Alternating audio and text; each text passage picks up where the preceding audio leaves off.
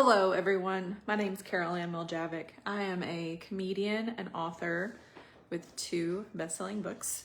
I have somehow managed to grow a following of over 2 million, mostly from comedy videos and also from my testimony, sharing faith, sharing motivation, trying to be encouraging, but also at the same time letting my trashy side fly out of my mouth now and then when I get defensive.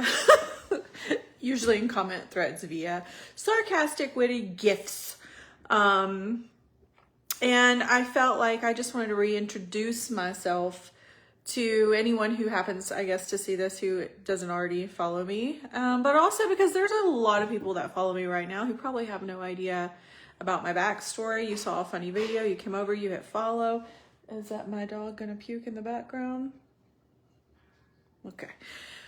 But it's been a minute since I've shared that, and I figured now's as good a time as any to tell you a little bit about what happened, how we got here, and just what's happened over the last few years since. Actually, more than a few years, dang near a decade, which is mind-blowing.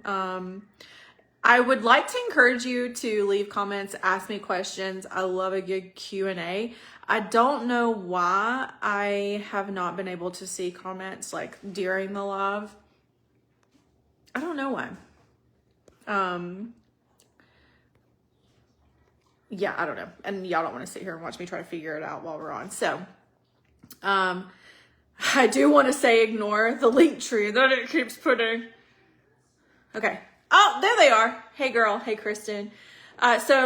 Okay, so hopefully I can see these throughout the live and not just a few of them, but feel free to ask questions or, share your thoughts in the comments. But I wanted to tell you, so it's been back in 2016, I was, especially this is for someone who is trying to grow a following. I never was trying in the beginning. I didn't even know that there are people who actually have full-blown plans and like a whole, I guess, thing that they're trying to do. Like they learn algorithms and they learn times to post and they really put an effort into creating viral content and to getting content to go viral in the first place. It happened to me completely by chance. And I do feel, and I could be wrong, but I do feel like when I first went viral, there weren't quite as many people who were super viral. There were definitely not, I didn't recall seeing as many moms who were doing it, who were putting content online. And I know I had no clue what I was doing. So let me make it very clear. I never knew what I was doing. I was never trying to go viral. I was never trying to necessarily grow a huge platform. It happened very much organically, and I genuinely know from the depths of my soul I was able to grow a platform because it was in God's plan for my life, because none of it made any sense. And the way things unfolded, there's no question, there's no doubt that it was God. And I've already lost some of you just because I said that, and that's okay. But I would love for you to hear me out just a little bit, okay? Because I feel like my story is not supposed to resonate with everyone, but there are so many people who come from the walk that I come from who do need to hear this and will feel seen. I grew up, I'm from Alabama. I live in Missouri now. I hope to see you in Kansas City next week, by the way. Casey, Mo, Funny Bone. We're filming. I'll have merch. Get there. Anyway, I'm near Kansas City now, but I'm from Alabama, and I grew up pretty rough. We were extremely poor. We just struggled a lot. Lived in one of those really gross trailer parks, got a lot of clothing from Goodwill. I had a mom, sorry for the mouth. I have a mom who was a single mom working 3 jobs at a time. I had to stay away from home dad. And, he's got a great sense of humor and a fun personality, but he didn't know how to be a dad. And So it put us in a tough position growing up. We grew up on it was rough. There's a lot of stuff that has happened in the area that I grew up in and amongst family members. It's just not the best. And, so I grew up a little bit feral. You know what I mean? I was that country bumpkin. You know, we were the kids running around barefoot at Walmart. So yeah. I was an ankle snatcher. Okay. I was that annoying kid with dirty feet running around barefoot at Walmart, snatching ankles. Okay. And then waiting for the lady to come on the intercom going, Caroline, you better get your ass up front. Your mom said she'll make you go pick a hickory switch right here and now. And then some lady with her boobs tucked into her pajama pants would come and get a lick in. Like that was us. Okay. So when I tell you that when I was probably around, just like throughout childhood, one of the things I used to do is I would go out at my granny's house and I would go get on the trampoline, the death trap. But there used to be like a hole where the wire springs had fallen off, and we would jump and slide down into that hole and pretend we were jumping down like we were Indiana Jones, you know, just jumping through the springs, trying not to let any of the springs get too far open at the time that our skin was passing by because it'd get pinched shut in it, you know what I mean? And I would go lay out on that trampoline and by myself. I'm very much still, as an adult, I love to be by myself. I love just being alone. It makes me feel at peace and it helps me think. And as a kid, I would go lay on the trampoline. I would just stare up at the sky and I would feel just this feeling like there was more. Like there was something so much bigger than me that my life was going to play a part in. But the circumstances of my life didn't make sense for that, right? And I could never imagine how I would, at the time, get out of the situation that, you know, we were living in. And, you know, how would I ever, you know, grow up? And at the time, what I thought was a good life was having money, having food in the cabinets, having a good marriage, just like that typical cookie cutter kind of life was what I daydreamed about, but it just felt very far-fetched for someone like me who came from where I came from. And there was a lot of shame that I carried for a lot of different reasons. I lost my innocence way too young. And that doesn't just mean I was molested when I was younger, but I was also exposed to things that I had no business, you know, being exposed to as a child. And I actually find it very disturbing nowadays how open people are with what they're exposing their kids to, just proudly. They don't even have any shame around it. I think it's incredibly important to guard not only your own mind and heart, but your children's, and what they're watching and seeing, and with social media. It's just so harder now. And I was exposed to too much. And, you know, I hear people say, well, we were, you know, as an adult, I'll hear people say, we watched this and that and we're fine. I'm like, no, we're not fine. We're not fine. We all have mental illness that we don't medicate because we were raised to think that it's not a big deal. You know, you just deal with it. You know, I know you have an urge to run over the biker who's in the road, but you don't because you're mentally stable. Anyway, so there was a lot of shame that I carried, like just growing up. I felt very little value.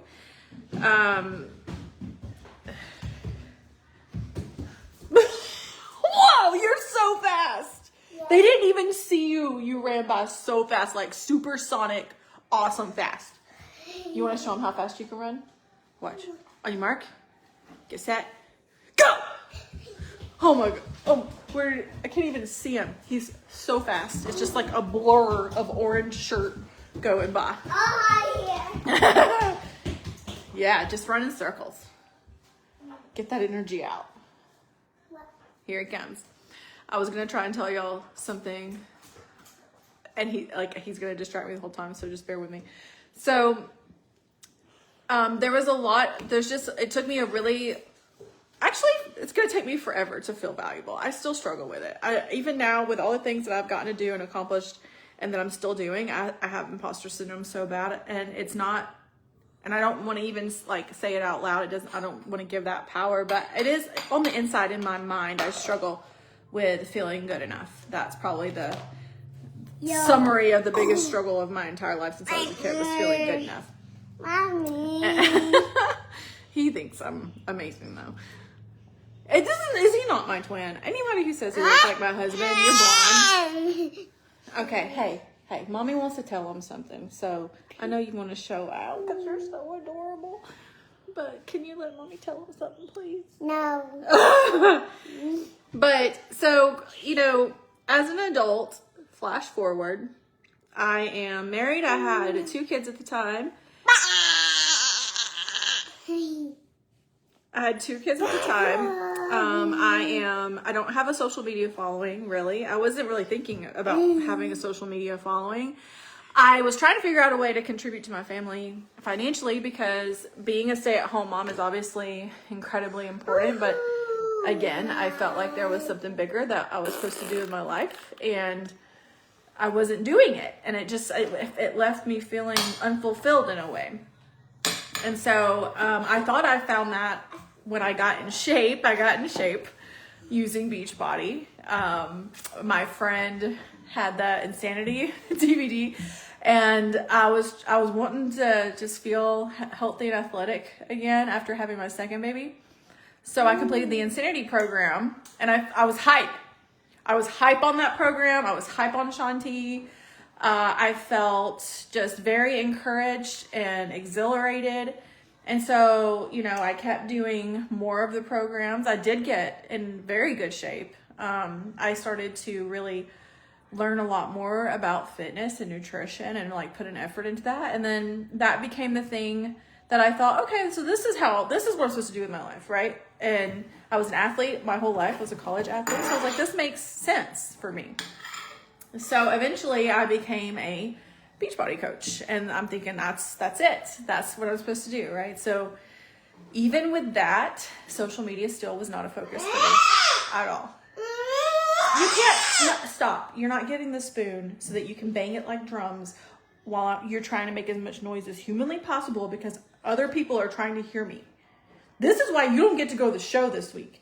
You were going to get to go to the show this week, and then I was thought about it and was like, nope, that's not a good idea. He's going to run on the stage. He's going to scream. He's going to distract me. I'm going to scroll out. I'm going to forget all my bits. I'm not going to be able to finish a sentence. So you don't get to go to the show because you don't know how to act right. You have no act right. But anyway, as a fitness coach, though, obviously this is at a time where they're highly encouraging us. Stop, Max, stop. They're highly encouraging us to be more active online. Mac Oliver. All right, I'm going to put you down. No. Yeah, I'm going to turn it off. I'm going to put you down, and then I'm going to get back on. No. Okay, then behave. Okay? Give me the cute face. Are we not twins? Are we not so adorable?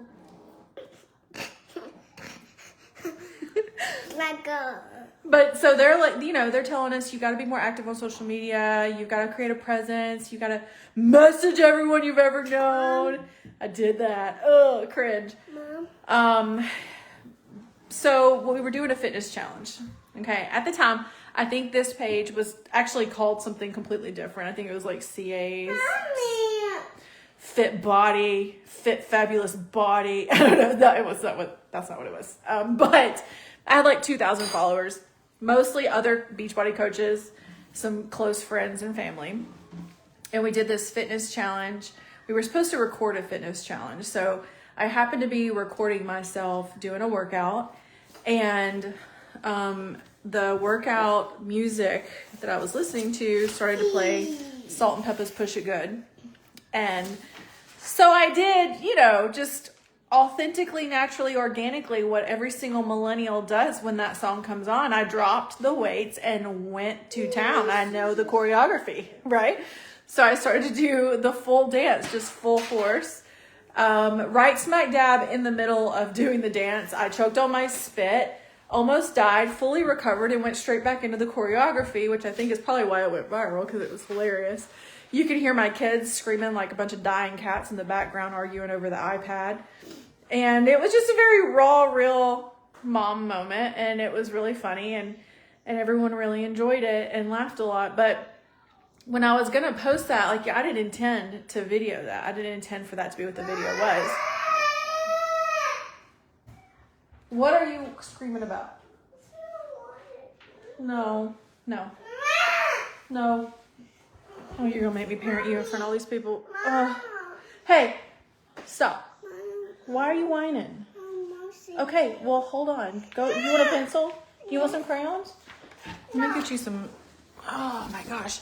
Do y'all, I used to film like in 26, like I used to film with my little daughters every day.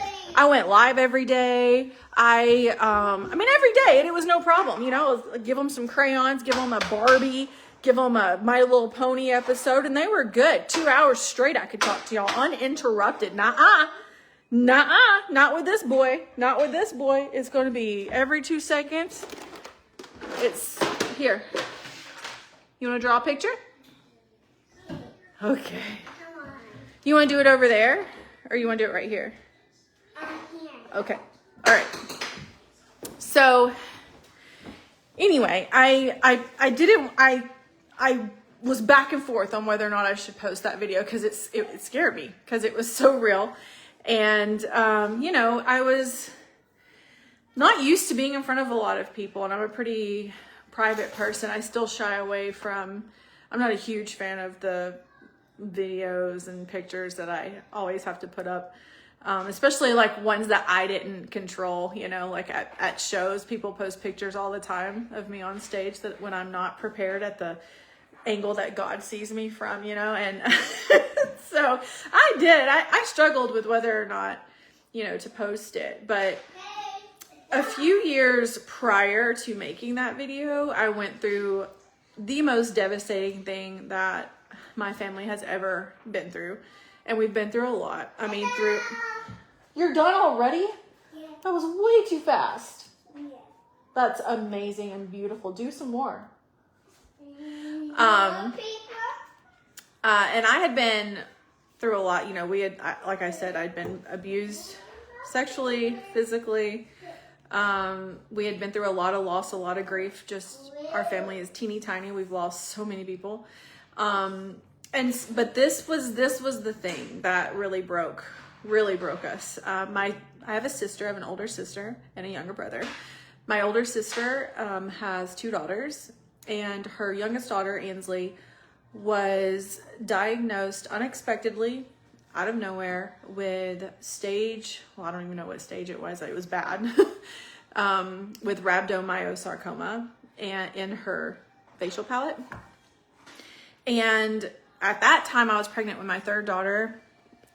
And so she was rushed to St. Jude immediately. She went to the hospital thinking maybe tonsils, and then left that hospital, went straight to St. Jude, and basically lived there for 1.5 years. The day one that she got to St. Jude, she had to have like 6 surgeries. She had a tracheotomy. She almost died. She flatlined. Oh my goodness. Do another color. Do yellow. Yeah. She almost died. She flatlined at one point, and they had to get her back because she just her body went through so much stress so fast. No. She pulled through all of that and then ended up staying there and being treated, chemo, radiation, everything for 1.5 years. And the day that she went to the hospital, like as soon as I was able to, I flew out to go be with them and support my sister and be there for Ansley. And I felt incredibly helpless and useless. And it was just the worst thing I've ever witnessed. And I just felt so incredibly sad and distraught. And it happened so fast. Everyone's lives changed so fast. And just seeing my sister and seeing what she was going through and imagining how that would feel if it was one of my kids absolutely broke my heart. And when I left, it was one of the hardest things I've ever done because I live in Missouri, and so I knew I wasn't going to see her for a while. When I got back to my house, I held it together. I was pretty strong while I was there because it was Cassie's time to fall apart if she needed to. And you know, the only thing that I could do while I was there for Ansley was make her laugh. And I will never forget. She was I think she was in shock. She was obviously traumatized, and she just wasn't really talking. She was not smiling for sure. That's beautiful. Is there an orange? Yes. Do you have an orange and a red in there? I think, yeah, go get you a red crayon and put some red on there. No, I have one. You don't have a red? Is there a green or a blue? I'm gonna have a red. Okay. But one day while we were there was a door that kept opening, like it was malfunctioning. She was in isolation, her door was malfunctioning. And at one point I just pretended like the door closed on my foot, and I basically tumbled into the room, and she cackled. She laughed so hard, and it's the first time that she had laughed, in days. And the sound of her laughter brought so much joy to everyone in the room, because everyone was so sad for her, and she was so sad. And so when she laughed, it broke up so much of the devastation, at least for that moment. And that's kind of been my role in life since I was a kid,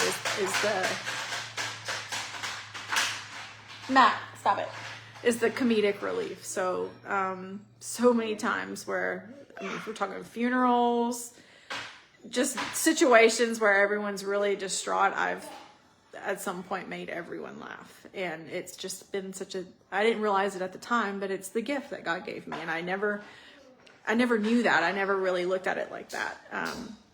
And I certainly never thought I could do anything with that, like, okay, I'm the funny friend in my friend group or on my sports team, but how is that ever going to help anything? What a useless gift is kind of how I used to think about it. But that day, it meant so much. It meant the world. Fast forward, I come home, I get in my driveway, and I am just sitting alone in my car. I was not praying. I wasn't even thinking about God, honestly. I was just sad. I was just having an absolute breakdown. I was sobbing uncontrollably. And in that moment, and I'll never forget this moment. It was so silent, and just this peace that I can't even describe to you just washed over me. And the tears kind of stopped, and I felt so seen. I knew I wasn't alone, and I felt just loved. I felt like I was loved, and like I wasn't going through this by myself. And I knew without a doubt, without a shadow of a doubt, I was feeling the Holy Spirit, the presence of the Holy Spirit, and I wasn't looking for it. I wasn't looking for it. I didn't want it. Okay. It happened. And it was undeniable. And in that moment too, I decided to just give all of it to God, to give all the feelings I was having and all in my past and everything I'd been through and all the trauma. And I said to God out loud in my driveway, I want you to take all of this from me and just use me. Find a way to use me. I've decided to stop trying to make everything in my life happen for my own self and be in control. And I want you to use me. However you want to use me is fine. Just make it clear what you want me to do, and I will say yes. If you give me an opportunity, I'll say yes. I won't be quiet about it. I'll put it out there. I'll share about this moment. And I wasn't even asking him to, save Ansley or take it. I was just asking for clarity and for peace and for peace for my family and that they would feel his presence while going through this hardship and everything. And what are you doing? What are we doing? Juice. Juice? You don't like that juice. Drink. Hold on. Thank you. I'll get it. Thank you. But so that happened. I don't know where it's gonna go. I don't know what it's gonna lead to. It's just a moment that has happened, and then I'm just kind of trusting him. Trying every day to trust him, and which is not easy, and also trying really hard to I I guess, let him change certain things in me that I struggle with. And I still struggle with. Like, there is, just because I'm talking about it now doesn't mean that, oh, you know, I am so far, I am so far from, I guess what you, nah, come on, buddy. I'm so overstimulated. I'm so far from what I guess I've pictured as a kid when my mom found God when we were like 7. She decided to go to church, start going to church. We were not on board. It took us a while. But I looked at those church families and those church kids and I just felt like, man, we are not the same, you know, like they're so good. They're so well dressed and their families seem to just have it all together. And I just felt, you know, like that definitely was not our reality. And I felt like it was something I could not live up to, that I just couldn't be that way. And then I figured out as an adult going through the hardest time of my life that that's not what God wanted. That he didn't want to turn me into someone I'm not. He wanted to use who I am and what I've been through and the hardships I've struggled with and how he's helping me work through that as an example. He wants to use you, all the gifts that he gave you, to reach other people who maybe have the same struggles and are going through the same things, to know that they are also worthy, that they are also loved, that they can also be used. And so I still struggle very much all the time. Okay. I have a mouth and I get defensive and I get angry, especially online, but I didn't know what that was going to lead to. And years went by. A year and a half after Ainsley was diagnosed, she passed away. And one day I'll be able to talk about it. It's always like right there under the surface.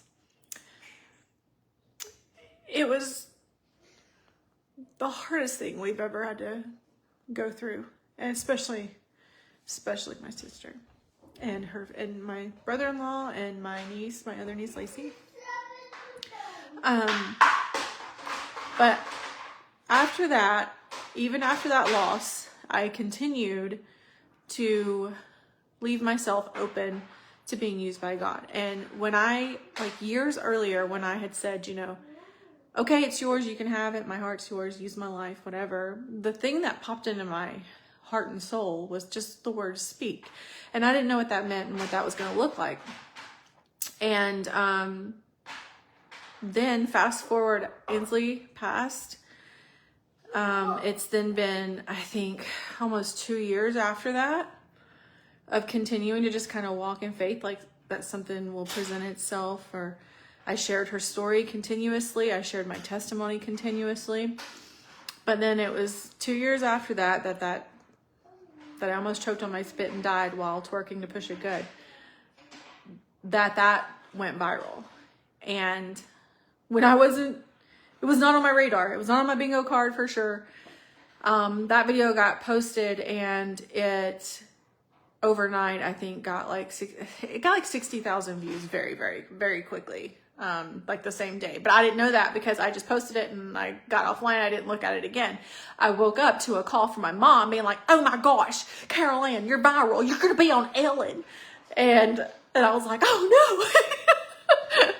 Oh no. What have I done? Because I had never seen a viral video that did not come with just the most hateful comments that don't even make sense half the time. And I wasn't sure that my heart was ready for that I was, strong enough prepared to deal with that. And I got online, I checked it, and then, it soared to 1 million, I think in less than like 24 hours. And my page went from 2,000 to 60,000 overnight. And as soon as I saw that, and I just filled with fear, and I just welled up with all of this, oh no, what am I supposed to do with this? And how do I even talk to all these people? And then that word came back up again into my heart and soul that just said, speak. So I was just like, okay, I will, but I feel really stupid and nobody's going to like me and everyone's going to leave and they're not going to want to keep following because they're not I'm not going to present myself right. I'm going to be cringy. Or every negative thing you can think of popped into my head. And it still does all the time. But I did it anyway. Just like I told God I would. I did it anyway. I didn't want to do it. I felt scared, but I did it anyway. And then what happened is over the next 2 weeks, I had, I think, like 3 more videos go viral. So like for a while, and I was bumping. You know that Look Who's Talking?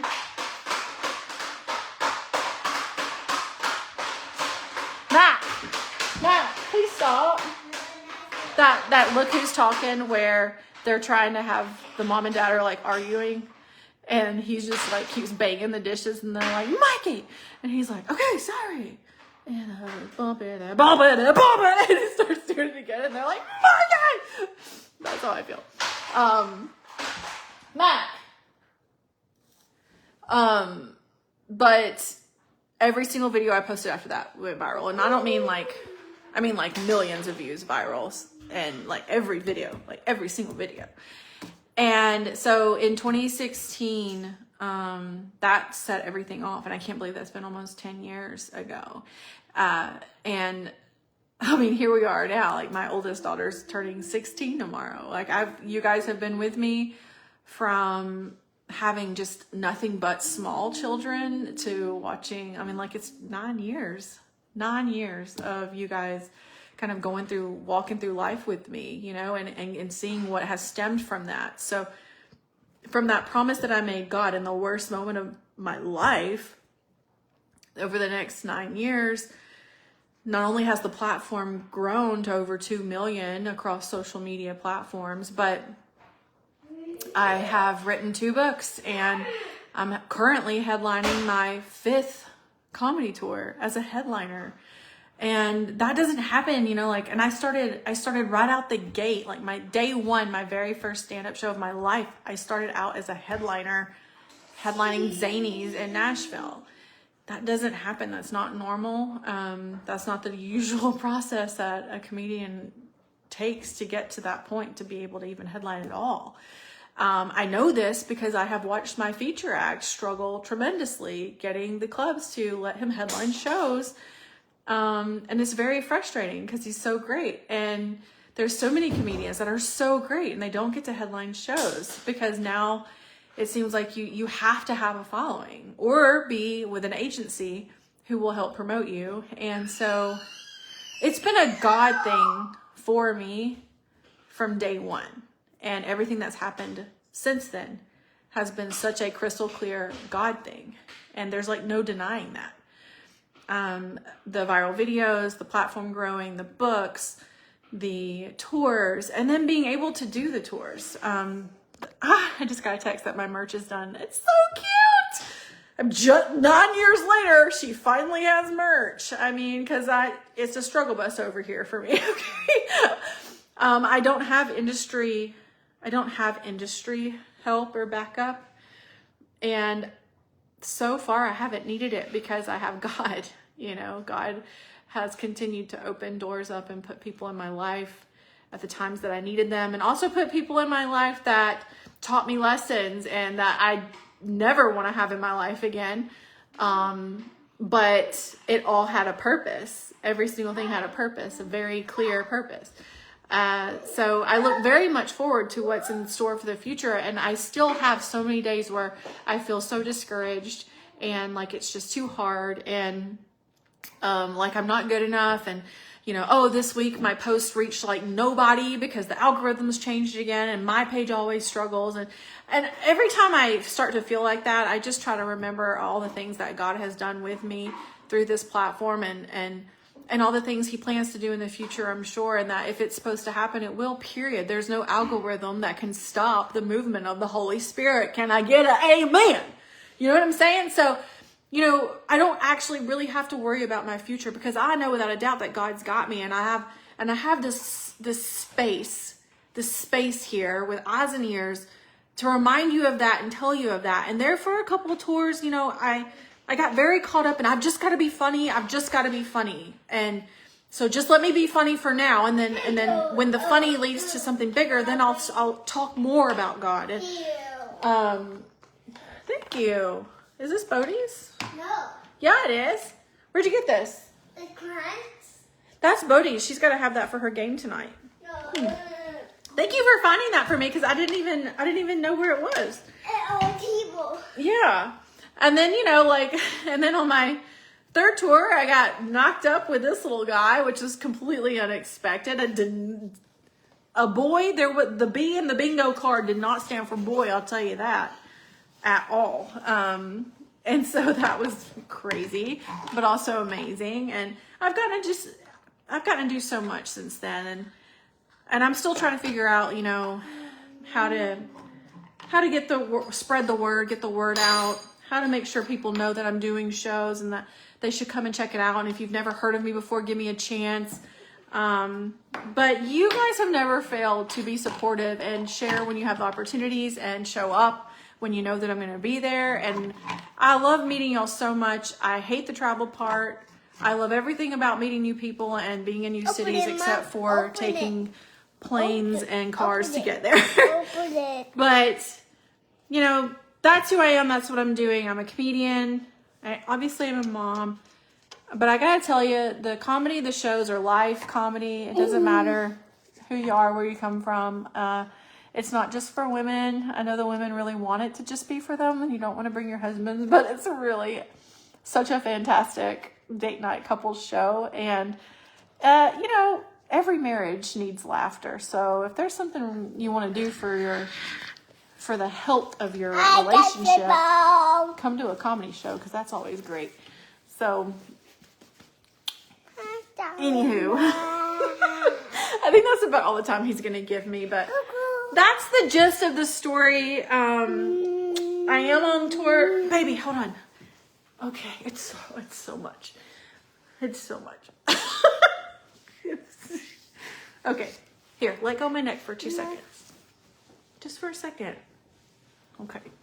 I am on tour right now. I mean, it's a big tour. Do you have your training pants on backwards? You do. You sure do. But good job putting them on. But I am on tour. You can go to my website. I think it's linked to this live feed, but it's carolannecomedy.com. You can go and see what all cities I'm going to be in. There's a lot. It's a pretty big tour. It's because I'm trying so hard to save money for a bigger home because we need more space.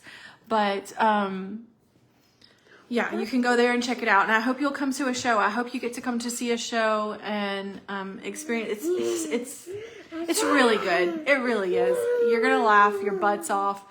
But I'm also really wanting to leave you with more than just laughter. I want you to really receive a heartfelt message as well. So come see the show. It's great. There's a ton. I mean, like the only month I have so far in the rest of 2025 that doesn't have any shows scheduled is September, but we're trying to fill that up as well right now. I don't know if that's because I don't know why September's been hard to fill up, but we're working on it. Every other month has at least 3 or 4 shows. So, ew. So, go check it out. And yeah, hopefully I'll be in a city near you and I'll go through I can't see your comments. The only comment I saw was the very first one left by Kristen. The rest of them I'll go through. If you have any questions, feel free to let me know. Ew. Oh, I thought you were going to give me a kiss. You had your tongue out. Gross. And I'll go through them later and I'll respond to all of them. Okay. I love you guys. Sorry for the chaotic message there. He's going to school. He's going to preschool in August and I'll be able to talk to you more uninterrupted and it won't be so crazy, you know? So, oh, you don't like a headlock, do you? You don't like a headlock, do you? I don't like getting licked. All right. You want to tell them bye? Bye. Tell them bye. Bye. You want to blow them kisses? I love you guys. All right. I'll talk to you later. Okay, bye.